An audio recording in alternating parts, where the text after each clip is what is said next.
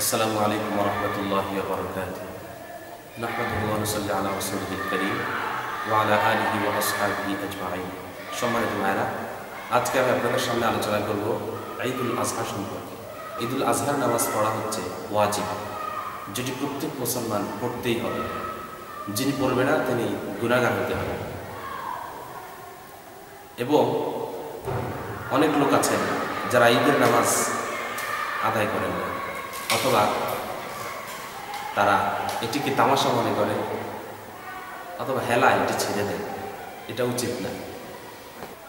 ঈদের দিনের কাজ হচ্ছে, রাসূল করিম সাল্লাল্লাহু আলাইহি ওয়াসাল্লাম ঈদুল ফিতরের দিন কিছু না খেয়ে তিনি ঈদুল ফিতরের ময়দানে যেতেন না।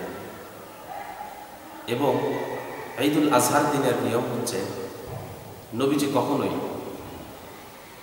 কিছু খেয়ে ঈদুল আজহার ময়দানে যেতেন না। এবং ঈদুল আজহার নামাজ আদায় করে পশুর কোরবানি করে ওই পশুর গোশত দ্বারা ওই দিনের খাবার শুরু করা হচ্ছে সুন্নাত। নবীজি এটাই করতেন। সুতরাং আমাদেরকেও এরকম করা উচিত। যখন আপনি ঈদগাহে গেলেন, ঈদগাহে যাওয়ার পর প্রথমে ইমাম সাহেব আলোচনা করবেন, তারপর আমরা নামাজ দাঁড়িয়ে যাব। নামাজে দাঁড়িয়ে এই ঈদের নামাজে অনেক সময় আমরা ভুল করে থাকি। ঈদের নামাজকে আমরা জানাজা বানিয়ে ফেলি অনেকে, অথবা অনেক সময় জানাজাকেও আমরা ঈদের নামাজ বানিয়ে ফেলি। মনে রাখতে হবে, ঈদের নামাজে অতিরিক্ত 6টি তাকবীর দিতে হবে। প্রথম রাকাতে 3 তাকবীর এবং দ্বিতীয় রাকাতে আরও 3 তাকবীর। প্রথমে ইমাম সাহেব নিয়ত বেঁধে ছানা পড়বে, তারপরে সূরা ফাতিহা এবং অন্যান্য সূরা মিলার অন্যান্য সূরায় আগে অতিরিক্ত 3টি তাকবীর দিবেন। 3টি তাকবীরের প্রত্যেকটি তাকবীরে হাত উঠাতে হবে। আল্লাহু আকবার বলে হাত উঠাতে হবে প্রত্যেকটি তাকবীরে। এবং 3 তাকবীর, তৃতীয় তাকবীর যখন দিবে তখন হাত উঠিয়ে বেঁধে ফেলতে হবে।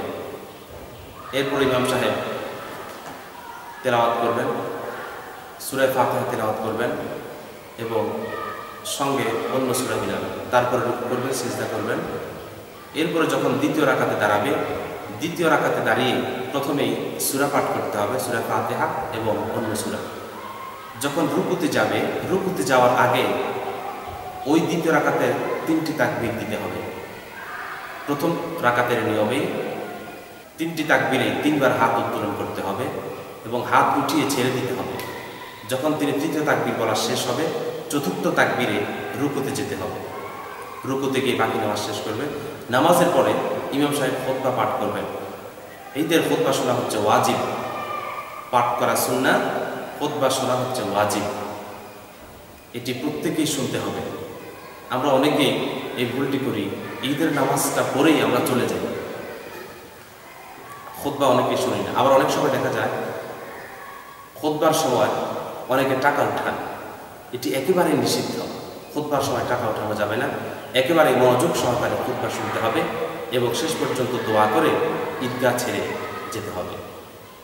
তবে ঈদুল আজহার নামাজ যত তাড়াতাড়ি পড়া যায় ততই উত্তম। কারণ অনেকে ঈদুল আজহার নামাজ পড়ে অনেক সময় ব্যয় করে সে কোরবানি করে। ফলে দেখা যায় অনেক সময় অনেকে জোহরের নামাজটা ছেড়ে দেয়।